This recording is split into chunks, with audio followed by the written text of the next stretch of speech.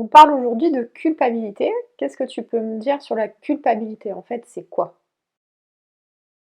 Ça se crée souvent dans les racines de notre enfance, de notre éducation. Culpabilité, elle est souvent reliée à la dette relationnelle dans les loyautés. Souvent, ça se crée avec nos propres parents, ou dans les fratries, ou à l'école. Une culpabilité, ça a une fonction dans un point de vue systémique.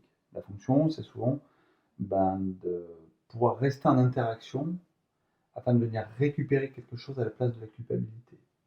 C'est dans un échange, souvent. Il faut le voir comme un échange, la culpabilité. Si je te donne un exemple, je culpabilise de ne pas être euh, à la hauteur de tes attentes. Ça va développer chez toi un sentiment de supériorité sur moi. Donc je vais petit à petit me changer de niveau relationnel. Et ce changement de niveau va m'apporter quelque chose. Et à quel moment la culpabilité devient problématique? Parce que là, tu dis que la culpabilité sert dans les interactions sociales.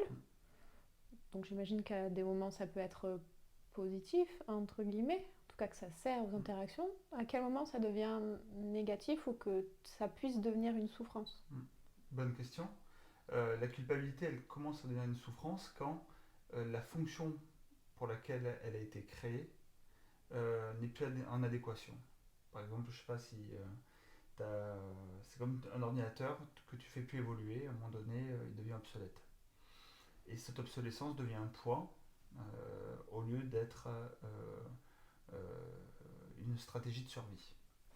Donc, comme je viens de le dire, la stratégie de survie, souvent, c'est de se mettre à un niveau plus bas, donc pour se faire accepter par le groupe, par les individus. Mais quand tu gardes ce truc-là euh, dans, dans ta vie d'ado, d'adulte, de jeune adulte ou même de parent, et ben en fait, tu vas créer des loyautés, tu vas créer des parentifications et tu vas créer des dysfonctionnements relationnels.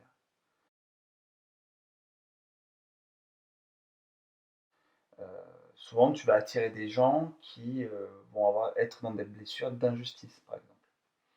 Une histoire de dette dans la culpabilité. Il faut comprendre que ça s'imbrique dans je fais payer et je demande à payer.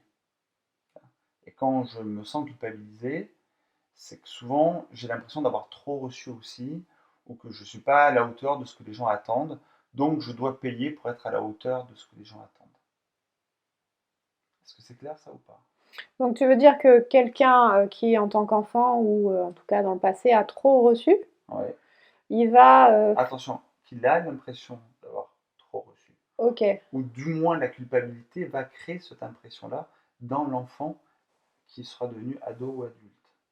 C'est là où la dette se crée. Donc là, c'est quelqu'un qui va avoir une dette. Oui, il y avoir un sentiment de dette. Ok. Et ce sentiment de dette, concrètement, en tant qu'adulte, dans quelle situation ça te met? Qu'est-ce que tu rencontres? Typiquement, ce sont les gens qui vont faire les choses pour les autres sans qu'on leur demande, qui vont être toujours prévenants, qui vont acheter des choses, vont faire des milliards de cadeaux, qui vont euh, supporter la colère, la violence, qui ne sauront pas mettre de limites. Ce sera les gens qui ne mettront pas de protection, souvent, et culpabiliser. C'est des gens qui ne vont pas être centrés sur leurs besoins, mais sur le besoin des autres. Et vont se sentir aimés dans cette dynamique-là. Et la culpabilité, elle est à ce niveau-là. C'est dans la relation, en fait, ça crée un déséquilibre. Et les gens qui souffrent de culpabilité, c'est des gens qui sont dans ce déséquilibre-là. C'est-à-dire qu'ils se mettent en infériorité dans la relation, en payant, jamais en demandant à recevoir en retour aussi. Ce truc-là, je paye à l'infini, donc c'est des gens qui s'épuisent souvent, et culpabilisés. C'est des gens qui vont tout donner, qui vont être généreux, qui vont avoir. C'est souvent des gens très solaires, très puissants, qui donnent envie, dans un premier abord, de- d'aller vers eux. Mais inversement, ça va être des gens qui vont être envahissants, qui vont pas laisser de place aussi. Et c'est la culpabilité qui se joue à cet endroit-là. C'est qu'en voulant donner, payer et être dans ce principe de dette relationnelle, émotionnelle, de loyauté, et ben derrière, en fait, ça devient étouffant. Quelqu'un Ça devient étouffant pour les autres. pour les autres. Ouais. Ok. En tant que culpabilisée, qu'est-ce que je peux faire pour sortir de ce schéma-là? Et ben déjà de comprendre ce mécanisme de dette, de comprendre qu'en fait tu es en train de payer en permanence, que tu es en train de en fait, te mettre en 4 pour les autres et te poser la question: «Est-ce que je me mets autant en 4 pour moi-même?» Cette prise de conscience, elle est primordiale, en fait. Tous mes accompagnements sont dirigés en plusieurs étapes. Et la première étape, c'est de prendre conscience qu'on est dans ce rapport-là, hein. Les gens, ils le font, ils pensent que c'est naturel. De toute façon, ils l'ont toujours appris comme ça, hein. Quand vous avez des parents maltraitants ou abandonnites ou des parents, qui ne donnent pas assez d'amour à leur enfant ou en tout cas, qui font ce qu'ils peuvent, eux-mêmes, hein, mais qui parfois sont dysfonctionnants, ben, on apprend à être ce qu'on a appris à être dans notre famille, d'origine. Donc mettre des mots et comprendre ce mécanisme-là. À partir de ce moment-là, ben, il faut ressentir ce que ça nous fait, hein. Et souvent, les gens culpabilisés, qui se voient à travers le regard des autres, des gens qui vivent un vide intérieur, un vide existentiel. Parce qu'ils n'ont plus appris, ils n'ont pas appris à se connecter, à contacter leurs ressentis, leurs besoins, leurs valeurs, leurs envies. Et tout le travail, dans la deuxième étape, c'est d'aller vers eux, savoir qu'est-ce qu'ils veulent eux. Ça fait des dépendants affectifs, hein, les culpabilisés. Des dépendants qui se voient vraiment, hein. C'est des gens qui ne peuvent pas vivre seuls souvent, parce qu'ils ont appris à dire bah, je peux vivre qu'en payant ma dette, qu'en étant en contact avec le monde extérieur. Des gens qui ont des croyances euh, sur, sur la relation assez contraignante finalement, qui, euh, qui aiment la liberté, mais finalement qui s'enferment dans de la fusion ou dans des relations assez intenses et qui deviennent dysfonctionnantes parce qu'elles sont étouffantes, parce qu'elles sont sclérosantes. Donc, pour revenir à ta question, c'est la première des choses, c'est prendre conscience de tous les mécanismes.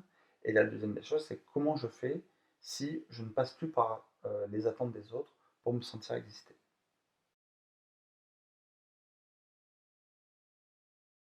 Là, on parle de mots, mais d'action, d'acte. Qu'est-ce que va devoir faire la personne pour pouvoir passer de l'autre côté et pouvoir. Euh, Est-ce que toi, tu as des manières de faire, des Mm. conseils ou... Ce qu'il faut comprendre, c'est que la culpabilité, c'est des millefeuilles, hein. Donc, il faut ouvrir le livre et enlever chaque feuille de notre histoire, de notre construction. Euh, Moi, très souvent, avant de faire de la psychothérapie systémique, je passe par des moments d'hypnose, hein, de régression. Parce qu'il y a des moments assez traumatiques. On n'est pas ultra. Alors, c'est toujours pareil, c'est une histoire de curseur, de niveau. Et quand elle devient problématique, c'est que le niveau est trop haut. Et quand le niveau est trop haut, c'est souvent que dans notre enfance, ben, on a appris à se suradapter. C'est lié à la culpabilité et la suradaptation. Donc, on fait de la régression. Souvent, on va revisiter le passé, on va revisiter ces zones traumatiques euh, pour déculpabiliser notre enfant intérieur, hein. Si on prend cette grille de lecture euh, des parties, souvent il faut aller chercher qu'est-ce qui fait qu'on continue à être un système qui ne nourrit pas nous, mais qui pense qu'il faut nourrir l'autre avant de se nourrir soi-même. Et ça, c'est la première des étapes à accomplir dans un accompagnement. En tout cas, moi, je le vois comme ça. C'est déculpabiliser notre enfant intérieur. Déculpabiliser notre partie de nous qui a essayé de faire le maximum et qui croit qu'il est responsable, en fait. Parce que dit culpabilité dit responsabilité aussi. Responsable du malheur des autres, de la vie des autres. D'ailleurs, ce schéma-là, on le revoit dans les adultes, hein. C'est le syndrome du sauveur aussi. Tu vois, ça crée un truc à ce niveau-là, hein. La culpabilité, ça se niche un peu. Et puis ça ne crée pas que des mauvaises choses, hein, chez les gens, hein. Donc c'est comment on garde aussi. Ce sont des gens qui, ça va être en contact avec les autres, ça va être en lien, en relation. Et voilà, c'est qu'on différencie le traumatisme, on coupe les liens traumatiques et euh, j'aime pas le mot négatif, mais qui nous amènent à avoir des comportements de non-autonomie. En tant que culpabiliser pour garder un œil un peu sur le fonctionnement dans le quotidien. Est-ce que tu aurais 2-3 questions à leur donner qui peuvent se poser à chaque fois, tu vois, en amont d'une action, d'une parole ou de quelque chose pour vérifier que là, c'est pas encore une fois dans le... Ouais, bonne question. Ouais, je donne souvent cet exercice-là. Pour ressentir au maximum la culpabilité, moi, ce que je donne comme exercice, souvent, c'est de jouer à l'égoïste à mort. Donc déjà, savoir dire non en permanence. Donc vous passez une journée à dire, bah, tiens, je vais dire 30 fois non euh, aux gens qui sont dans la rue, à la boulangère, aux gens avec qui j'interagis. Je vais me poser la question, est-ce que je fais les choses pour moi avant de dire ou d'agir, ou est-ce que je le fais pour l'autre? Et se poser ces questions sur les endroits le plus simples. On le voit au supermarché, il y a 250 grammes, les 50 grammes de plus, je vous les mets? Ben non, c'est savoir dire non. Hein. C'est à ce moment-là où est-ce que je dis oui pour satisfaire la boulangère, enfin le charcutier, ou qui sait, on s'en fout, mais c'est est-ce que je le fais pour moi ou pour l'autre? Est-ce que je me pose dans la rue pour l'autre ou pour moi? Est-ce que quand je laisse ma place à quelqu'un de mon âge, je le fais pour l'autre ou pour moi?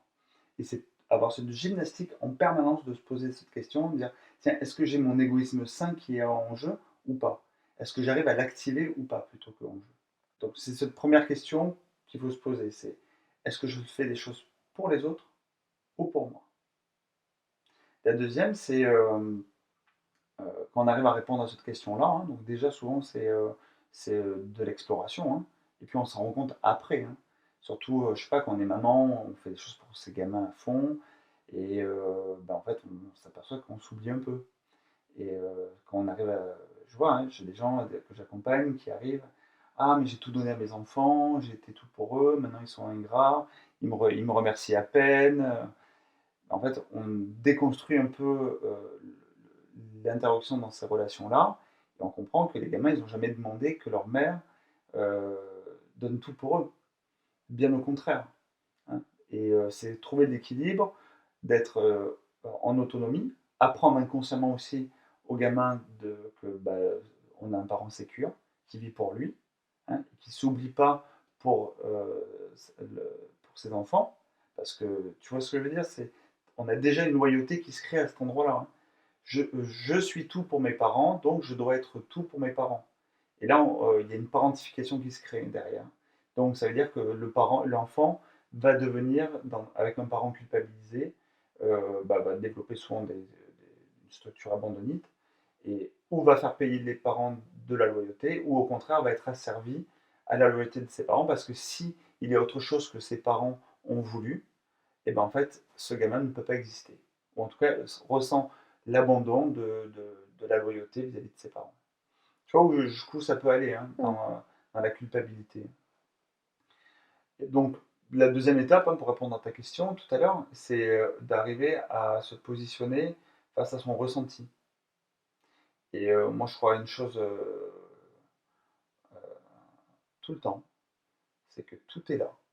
C'est-à-dire qu'on sent qu'on le fait pour l'autre ou qu'on le fait pour soi. Et bon, ben, ça, on le voit en accompagnement, hein, c'est la modélisation du ressenti. Ou est-ce que c'est dans mon corps? Souvent, ça se passe au niveau du ventre, hein, ici. Dire, mais est-ce que je suis à ma place ou pas? Est-ce que je fais les choses pour moi ou pas? Et le corps, il parle tout le temps. Hein. Mais pour ça, il faut avoir cette habitude de le détecter déjà dans le mental, et puis de revenir au corps. Dire, mais en fait, est-ce que je suis à ma place? Et quand on commence à avoir ce mécanisme-là, en fait, ça prend une fraction de seconde, et c'est là où on se libère de, de la culpabilité. Et dire, en fait, je vais me centrer sur moi, sur mon ressenti. Et à partir de ce moment-là, on apprend des choses sur nous. Et c'est là où on grandit, où on est en autonomie, où on commence à développer notre capacité à une solitude heureuse, et à, et à construire des relations, non pas sur des loyautés, mais sur des envies, et pas des besoins à remplir. Tu parlais tout à l'heure, tu as évoqué l'égoïsme. Euh, la frontière, elle est. J'ai comme l'impression qu'il y a une frontière quand même. Quand est-ce que c'est de l'égoïsme et quand est-ce que c'est tu penses à toi Mmh. et. Tu vois? Alors ça, c'est une question que je réponds sur laquelle je réponds jamais parce qu'un culpabilisé va jamais être vraiment trop égoïste. Parce qu'il a toujours dans son programme de fonctionnement le fait de donner aux autres plus qu'à lui-même. Et au contraire, c'est là où il faut éprouver le truc, il faut être égoïste, il faut être euh, parfois dans les séances, je demande aux gens d'exagérer le trait, hein, d'aller à fond dans l'égoïsme. Mais souvent, ça marche pas parce que l'altruiste, hein, le culpabilisé altruiste qui a sa dette et qui donne en pensant qu'il doit donner pour être aimé, bah, il ne sait pas être égoïste, hein. Par contre, il va attirer dans ses relations des gens qui vont être égoïstes, qui vont vouloir, qui vont être souvent dans une blessure d'injustice et où la vie a été dure pour eux. Je fais ça parce que c'est un ressenti, hein, et où il va attirer des gens qui vont être dans la dette aussi, mais qui pensent que la vie leur doit quelque chose, par blessure de trahison ou d'injustice souvent.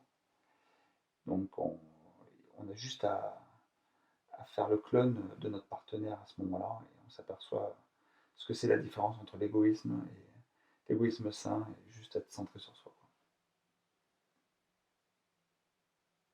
Faut apprendre à être égoïste. Et il faut apprendre à être égoïste, exactement.